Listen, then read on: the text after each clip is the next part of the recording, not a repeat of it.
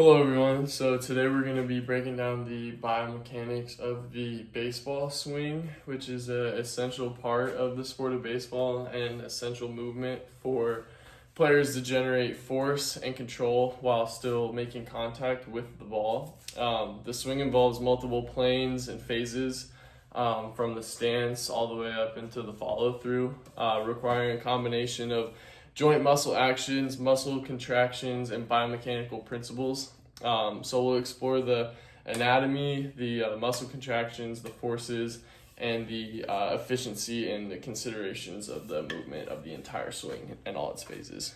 So to start, we're going to be describing the normal movement performance for the baseball swing. So obviously you're going to need to get into a starting position.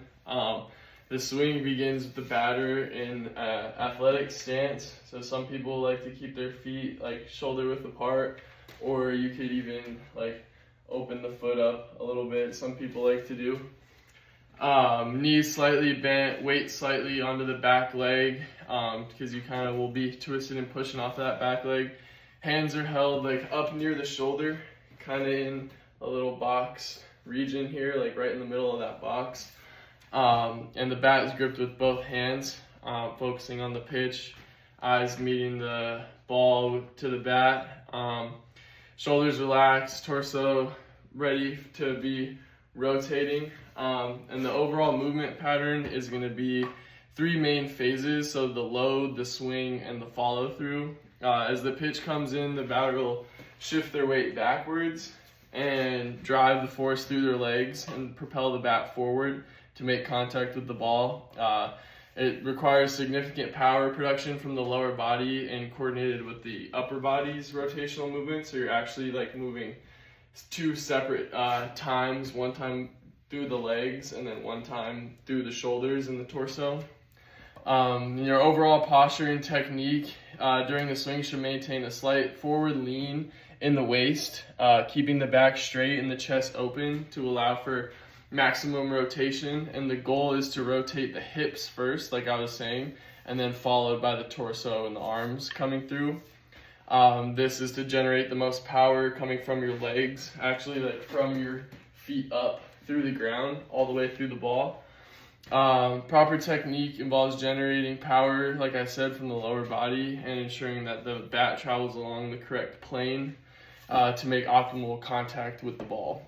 And the purpose of this movement is to generate the most power and accuracy to hit the ball while applying those biomechanical principles such as torque and force generation and kinetic chain coordination. So next, we're going to break down the anatomical components of the swing. Like I said, you have the load, the swing, and the follow-through phase. So for the load phase, you're going to get into that position, like I said.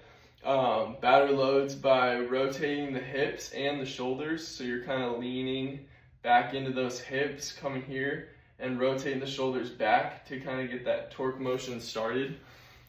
Shifting the weight onto the back leg and then exploding forward. And the phase uses a hip hinge and a slight knee bend. So you're here, little hip hinge, little bend in the knee, and as you come through, that rotation of the hips is going to be started. For the swing phase, this is where the most power is generated. The hips begin to rotate toward the pitcher, followed by the torso and the arms after. And the weight shifts from the back foot to the front foot, and the bat is driven forward. So through that, you're coming here, load phase, load into the back leg. Hips start to go forward, then the hands follow, and the bat explodes through the zone. And from here, you have your follow-through phase, and that's after contact. The bat continues to rotate, and the body follows, decelerating gradually. So all put together in slow motion, looks like that. So that is the three breakdown of the anatomical components. For the musculoskeletal terminology, you have your agonist, which is the primary muscles during the swing, which is the main hip extensors, gluteus maximus. Your core muscles and your obliques are very important, and your rectus abdominis. And the shoulder muscles, including your pec major and all of the delt. For your antagonist, you have The opposing muscles, which are the hip flexors and the shoulder rotators, act to decelerate and stabilize your movement. And then for your stabilizers, you have your erector spinae and the quadratus lumborum, which help maintain posture and stabilize the spine through the swing. Because if you have a weak spine, you're going to be rounded over, everything's going to be dropping, you're going to be getting under the ball. So that's super important to have those stabilizers. And then part 3, your type of contractions, is your concentric contraction. As the batter rotates the hips, the glute max and the hip abductors contract concentrically to produce the power for the swing. For your eccentric contractions, during the follow-through muscles like the pec major and deltoids, eccentrically contract to decelerate the bat actually after the contact. And then you have some isometric contractions, which would be like just throughout the whole swing. Core muscles, forearm muscles provide that isometric stabilization to support your whole movement. So next, for the functional anatomy analysis, we're going to be focused on concepts like the length-tension relationship and the force-length relationship. These factors impact the power generated during the swing. So for the length-tension relationship, as the muscles are stretched during your load phase here, everything's loaded in, muscles are stretched, you have your obliques stretched and your quads and everything through your shoulders and your rear delts back there. Their ability to generate force increases when they return to the optimal length during the swing. So the glutes and the core muscles stretch during the load and then contract forcefully as the batter starts to rotate forward. For the force velocity curve, the faster the muscles contract, the less force they produce. So the baseball swing requires rapid, high velocity movement of the hips and the shoulders and the arms to generate maximum speed for the bat. However, slow contractions of the stabilizer muscles help control the movement and prevent injury. And since you have a lot of force coming through the bat all the way through your body, they kind of help with maintaining that.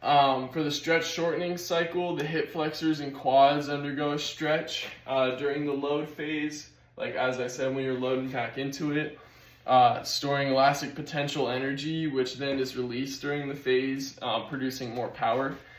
And your required range of motion would be at the hip joint through the sagittal plane.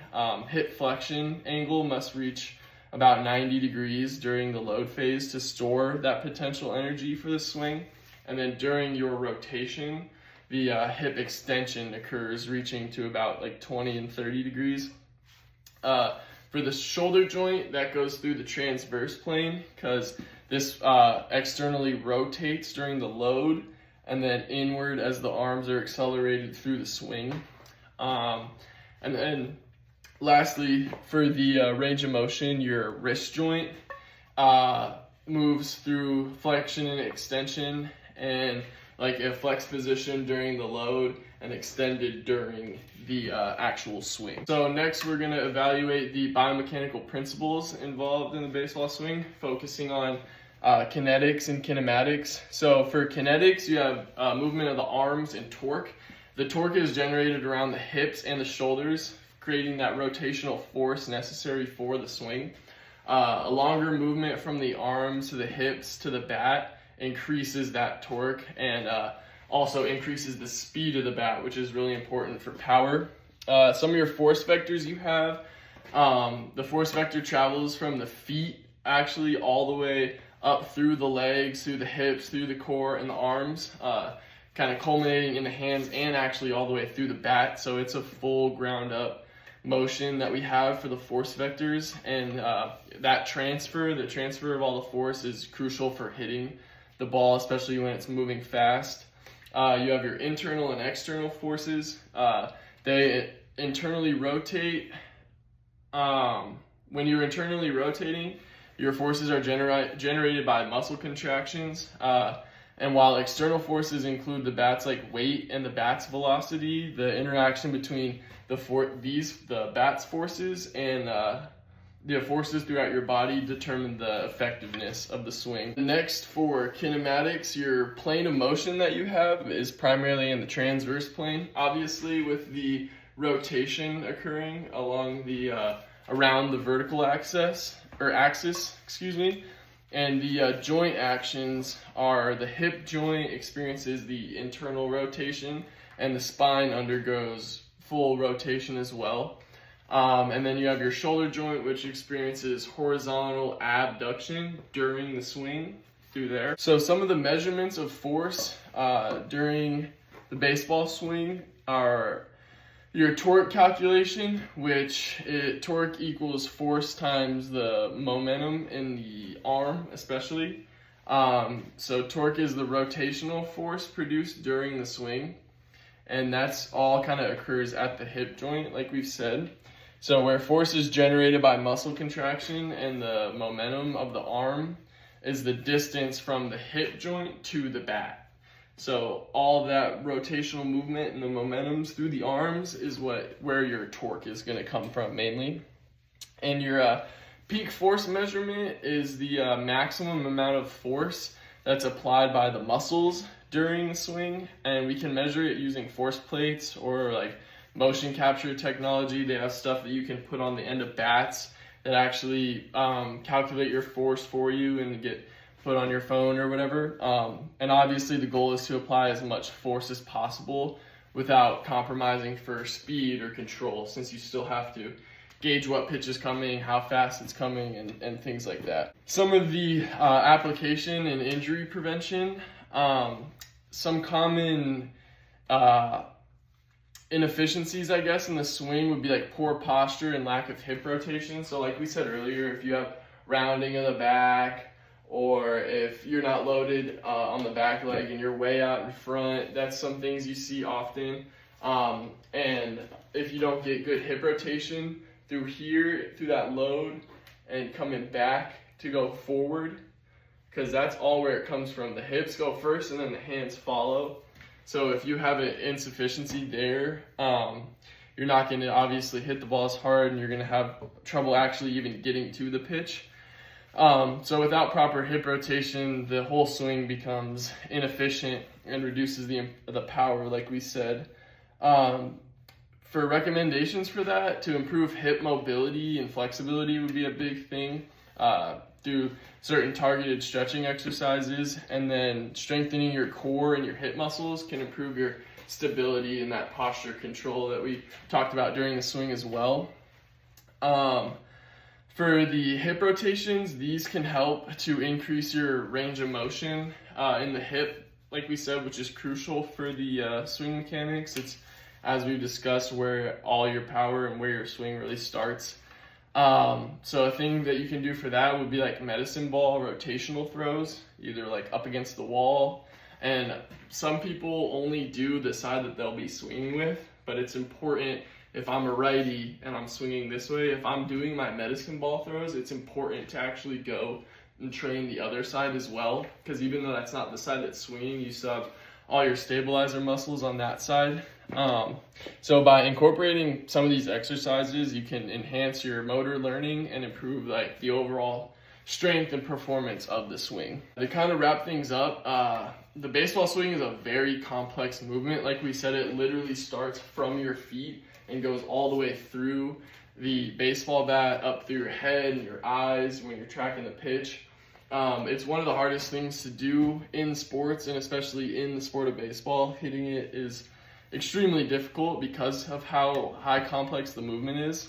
And the speed and the movement involving the various like anatomical structures and biomechanical principles make it really difficult as well. So by understanding the muscles, the forces, movement patterns, you can optimize the swing for better performance and reduce injury risk. So by improving your technique and strengthening key muscles, like we talked about, doing specific exercises, medicine ball throws, opening up those hips through stretching, targeted stretching, athletes can maximize their overall hitting potential. So yeah, I hope this breakdown provides a good and comprehensive understanding of the baseball swing from the biomechanical perspective.